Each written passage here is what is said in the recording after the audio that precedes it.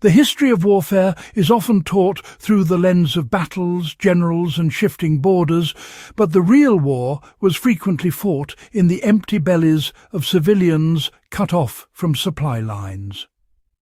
When we look back at the siege of Leningrad or the Dutch hunger winter of 1944, we see that survival didn't come from stockpiles of canned goods, but from the ability to cultivate and forage forgotten crops that thrived when industrial agriculture collapsed. Welcome back to Atten Recounts, where today we are digging into the agricultural archives to uncover 9 forgotten survival crops that kept Europe alive during its darkest hour, and how you can cultivate them today. Before we open this historical seed vault, please take a moment to subscribe to the channel, as we are dedicated to recovering the lost skills of the past for the uncertainties of the future. Understanding these crops isn't just about gardening. It is about recognizing that the caloric safety net we rely on is thinner than we think, and the knowledge of what to grow when the grocery store shelves go empty is the most valuable inheritance we have from the WWII generation. The Jerusalem Artichoke became the unsung hero of the French occupation. While often dismissed today as a gourmet curiosity, the Jerusalem artichoke was the caloric backbone of occupied France when the Nazis seized the potato harvest. This tuber is incredibly aggressive and durable, able to grow in poor soil with zero maintenance, which is exactly why it saved thousands from starvation. Unlike potatoes, which can succumb to blight or require careful hilling, the sunchoke is a perennial sunflower that produces massive yields of knobby, carbohydrate-rich tubers. You can apply this history by planting a guerrilla garden patch in a back corner of your property where the soil is terrible. Simply bury the tubers 4 inches deep in early spring and ignore them until the first frost kills the stalks. The practical survival value here is high because you can leave them in the ground all winter and harvest them only as needed, effectively using the earth as a root cellar, just as French families did to hide their food reserves from foraging soldiers. Rutabagas served as the desperate staple of the northern European winter. The rutabaga, or swede, is, historically infamous for being the only thing standing between the German population and total famine during the so-called Steckrüben winter of the First World War, and, later on, in the dire shortages of the Second World War. It's a dense yellow root vegetable that stores exceptionally well, and, interestingly enough, actually improves in flavour after a hard frost. While modern palates often reject it as cattle feed, its survival efficacy is, honestly, undeniable due to its high calorie-to-space ratio and significant vitamin C content. To integrate this into a modern survival garden, you should plant them in late summer for a fall harvest, as they thrive in the cooling temperatures that kill off other vegetables. A practical approach for long-term storage involves packing them in boxes of damp sand in a cool basement or garage, mimicking the root cellars of the 1940s, where they can remain edible for up to 6 months without electricity or refrigeration. Stinging nettles provided critical minerals when supply chains broke. We often view stinging nettles as a nuisance weed, but during the war they were a vital source of iron and vitamins, when meat and fresh dairy were, frankly, non-existent.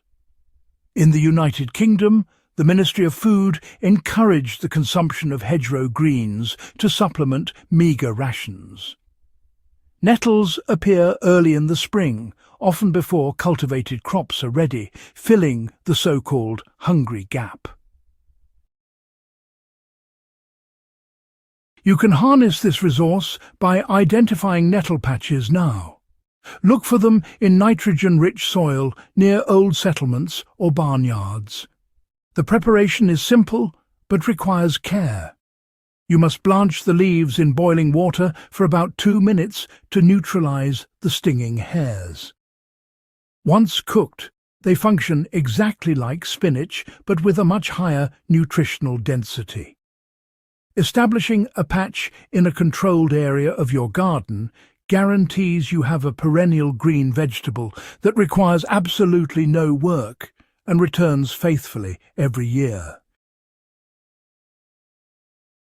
Rose hips replaced citrus imports and prevented scurvy on the home front. When the German blockade halted the import of lemons and oranges to Britain, the government mobilised the population to gather rose hips from the hedgerows. These wild fruits contain 20 times the vitamin C of oranges, and rose hip syrup became a standard ration for children to prevent scurvy. This is one of the most practical historical skills you can learn because wild roses grow almost everywhere. The process involves gathering the red hips in autumn after the flowers have dropped, boiling them down and straining the liquid through muslin to remove the irritating internal hairs. You can preserve this syrup with sugar, creating a shelf-stable vitamin supplement that lasts for a year. It is a powerful reminder that nutritional survival often comes from the wild edges of our environment rather than the cultivated centre. Lamb's quarters thrived in the rubble where domestic spinach failed. Chenopodium album, known as lamb's quarters or fat hen, is a fast-growing weed that was widely eaten across Europe when orderly agriculture was, just impossible. It's essentially a wild spinach that's hardier, more drought-resistant, and actually more nutritious than its domestic counterpart. During the chaos of displacement, people ate it because it grew in the rubble of bombed cities and abandoned lots. For the modern survivalist, recognizing this plant means you have a food source that, volunteers itself.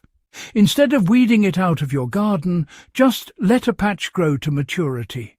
You can harvest the leaves continuously through the summer and, crucially, harvest the seeds in autumn.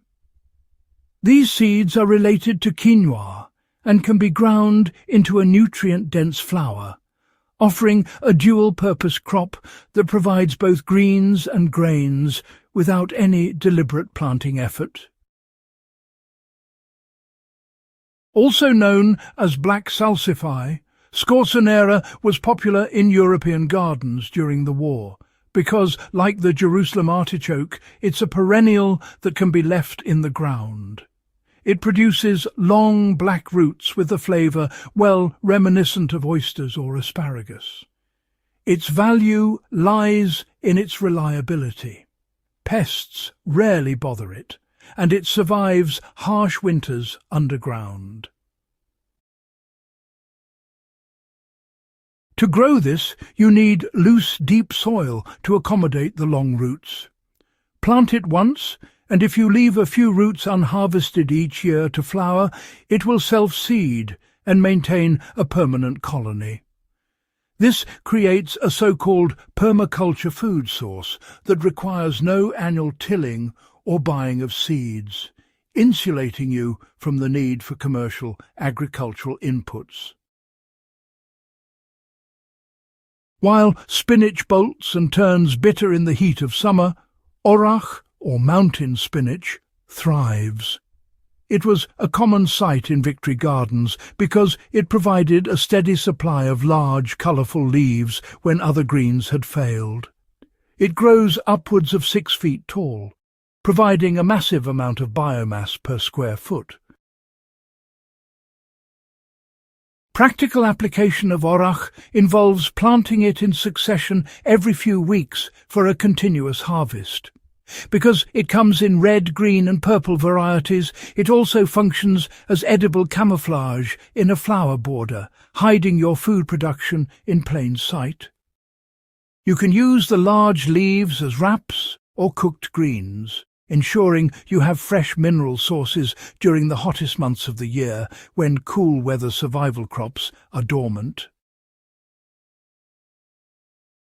Chicory root became the universal coffee substitute for a rationed world.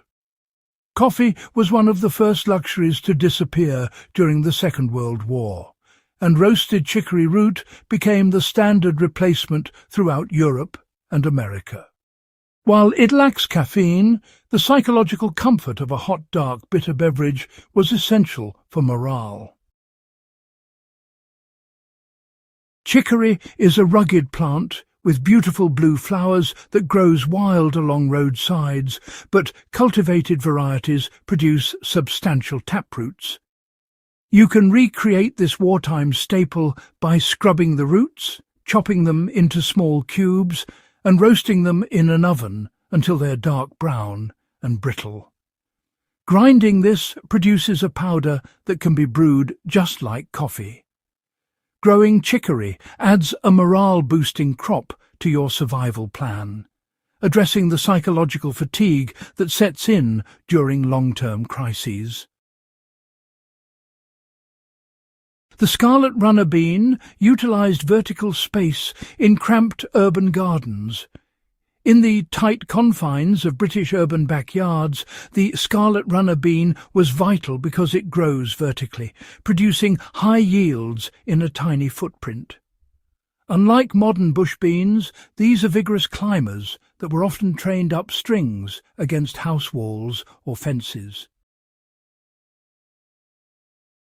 They are perennial in mild climates, but treated as annuals elsewhere, producing fleshy pods and massive protein-rich seeds.